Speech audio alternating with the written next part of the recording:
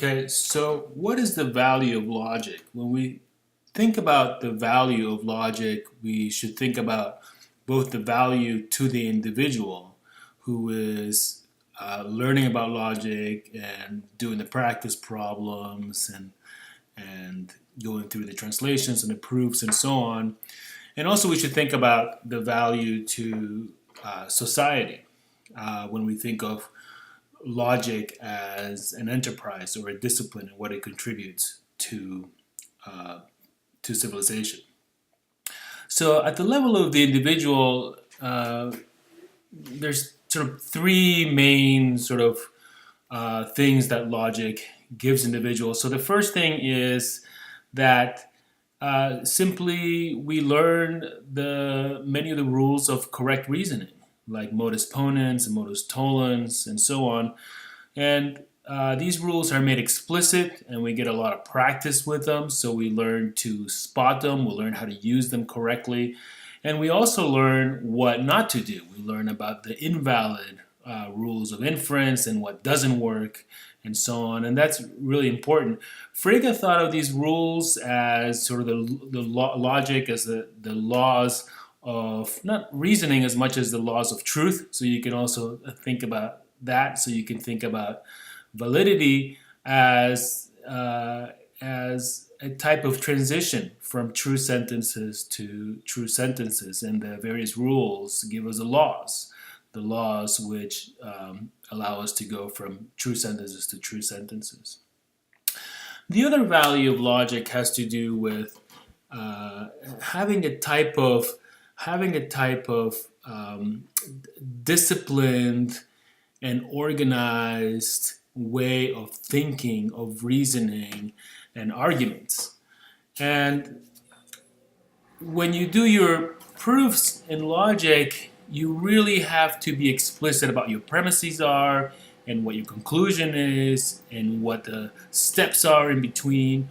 And that sort of way of thinking of reasoning and arguments in terms of this sort of very clear, specific, and defined ingredients is tremendously helpful in understanding arguments out there in the world, where what is needed is clarity of mind and a uh, and a move away from unclarity and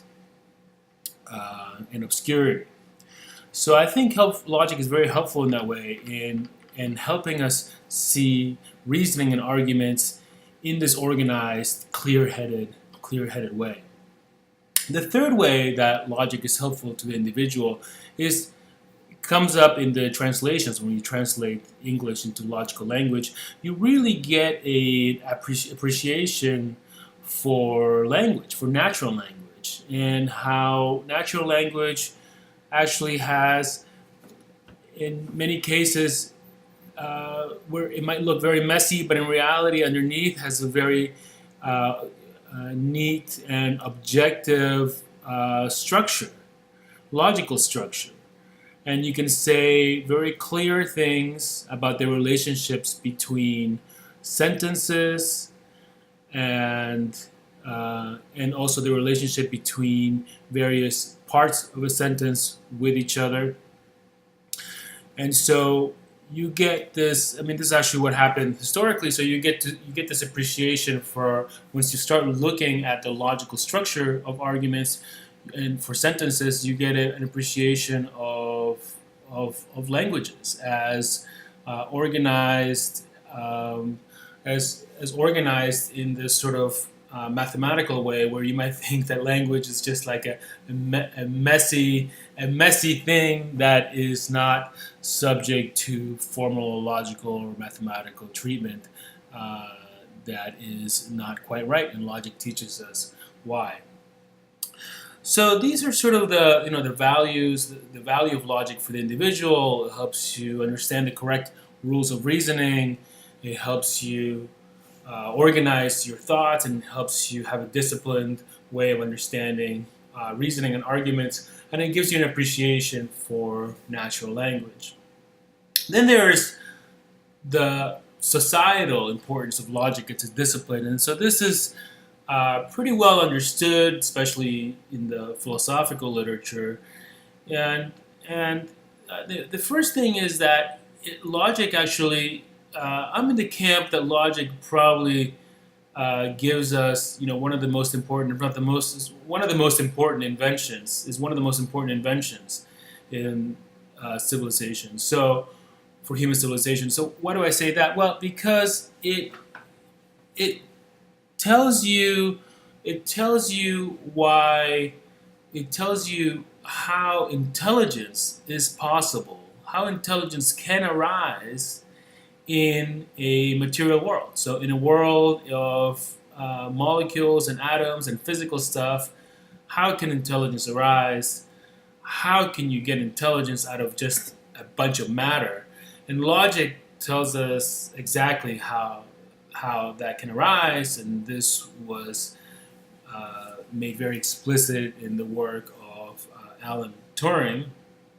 And the idea here is that, so if you just sort of go through, for example, the truth tables or the proof system the natural deduction proof system that you learn in logic classes, what you see is two different things going on. So you see, on the one hand, what you're doing when you're doing all these things in logic, what you're doing is you're just sort of manipulating symbols. You're just moving symbols around, which can be seen as just a purely physical thing. And sometimes you can stumble into the right answer without understanding what's going on, right? It's actually a very, very important point. The reason why you can sort of stumble to the right answer without understanding what's going on is because you're just manipulating the symbols the right way.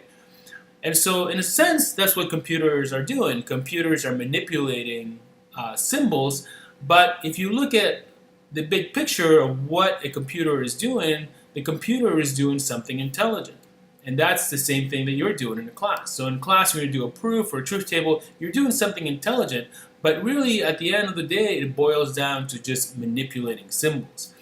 And what is this manipulating symbols? Manipulating symbols is something that just sort of happens in physical reality. It's basically how you can get a physical object to do an intelligent thing. You just make it manipulate symbols in the right way.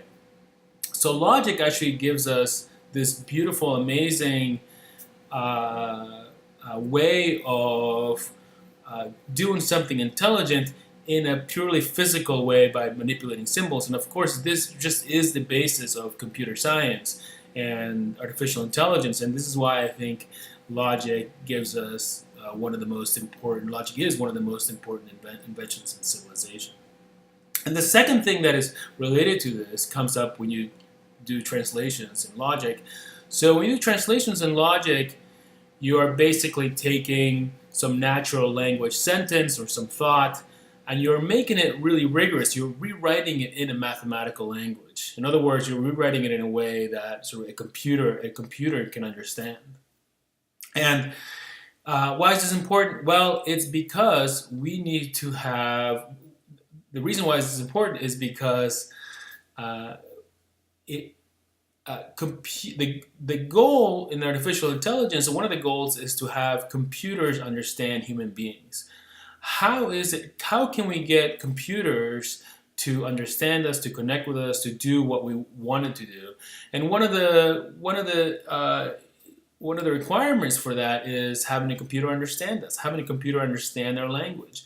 And that's possible because, I think that's really is possible, and we've come a long way because it is possible to translate this messy language, this messy speech that we make every day into a logical language, a mathematical language, something that computers can understand. And so that is then the second sort of societal value of logic. So the two societal values of logic is, one is it just tells us how it's possible for intelligence to arise in the material world. And second, it gives us a clue as to how we can communicate with a machine, because our language can be translated into this mathematical logical language, which can then be processed and manipulated by a machine.